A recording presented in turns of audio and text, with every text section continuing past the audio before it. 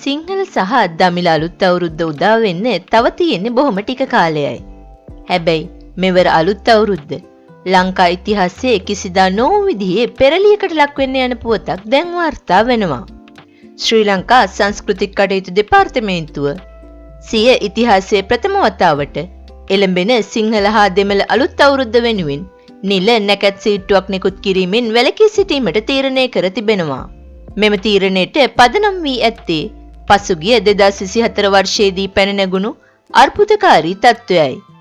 එකල දෙපාර්තමේන්තුව මගින් නිකුත් කරන ලද නැකත් වේලාවන් දෝෂ සහිත බවට පාර්ශව කිහිපයක් විසින් දැඩි විරෝධයක් එල්ල කරනු ලැබුවා. එම මතභේදාත්මක තත්ත්වයේ හේතුවෙන් එවකට සිටි අමාත්‍ය විදුර වික්‍රමනායක මහතාගේ පාලන සමයේදී නිල අවුරුදු නැකත් කමිටුව සම්පූර්ණයෙන්ම විසිරුවා හැරීමට පියවර ගැනුණු අතර ගත වූ වසර එකහමාරකට අධික කාලය තුල එය යලිත් වරක් කැඳවා නොමැත. මේ සම්බන්ධයෙන් කරුණු පැහැදිලි කරන සංස්කෘතික අමාත්‍යාංශයේ ලේකම් ප්‍රින්ස් සේනාධීර මහතා අවධාරණය කරන්නේ මෙවර රජයේ පාර්ශවයෙන් කිසිදු නිල නැකත් ප්‍රකාශනයක් සිදු නොවන බවයි.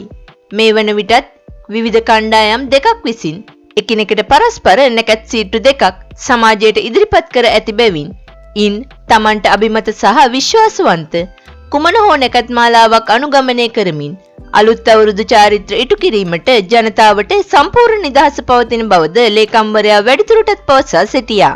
මෙම තත්ත්වය මත චිරාත් කාලයක් සිංහල අලුත් අවුරුදු නැකත් සියල්ලන්ම එකම වේලාවක සමරන ලද අලුත් අවුරුදු උදාව ලිපගිනි මෙලවීම ආහාර අනුභවය ඇතුළු නැකත් විවිධ අය විවිධ ලෙස සිදු කරමින් අවුල්සහගත තත්ත්වයක් මතුවීමක් වන නිසා සිංහල අවුරුද්ද වෙනුවෙන් සංස්කෘතික බෙදීමක් නිර්මාණය වීම වළැක්වීමට බැරි තත්ත්වයක් උද්ගත කෙරෙනු ඇති.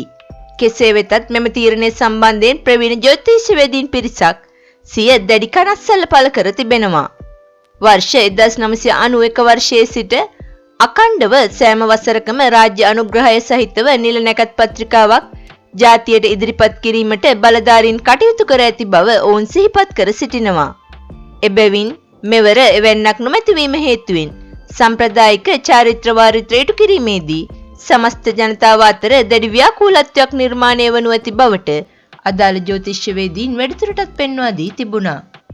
කෙසේ නමුත් මෙම ගැටලුව පිළිබඳ අදහස් දක්වමින් කැබිනට් මාධ්‍ය ප්‍රකාශක අමාත්‍ය නලින්ද ජයතිස්ස මහතා සඳහන් කර සිටියේ අලුත් අවුරුද්ද යනු ශ්‍රී ලංකාවේ වැදගත්ම සංස්කෘතික උත්සවය වන අතර එහිදී නැකත් සකස් කිරීමේ පූර්ණ වගකීම සහ අයිතිය ඇත්තේ ජ්‍යොතිෂ්‍යවේදීන්ට බවත් රජයේ කාර්යභාරය වන්නේ ඒ සඳහා අවශ්‍ය පහසුකම් සැපයීම පමණක් බවත් ඔහු අවධාරණය කර සිටියා. සංස්කෘතික කටයුතු දෙපාර්තමේන්තුව හරහා ජ්‍යොතිෂ්‍යවේදීන්ට අවශ්‍ය කරන සියලු පහසුකම් ලබා දීමට රජය සූදානම් බවත් ජ්‍යොතිෂ්‍යවේදීන් සියලු දෙනා පොදු එකඟතාවයකට පැමිණ ලබා දෙන නැකත් සීට්ටුව රජය විසින් නිල වශයෙන් ප්‍රකාශයට පත් කරන බවත් ඒ මහතා වැඩිදුරටත් පවසා සිටියා.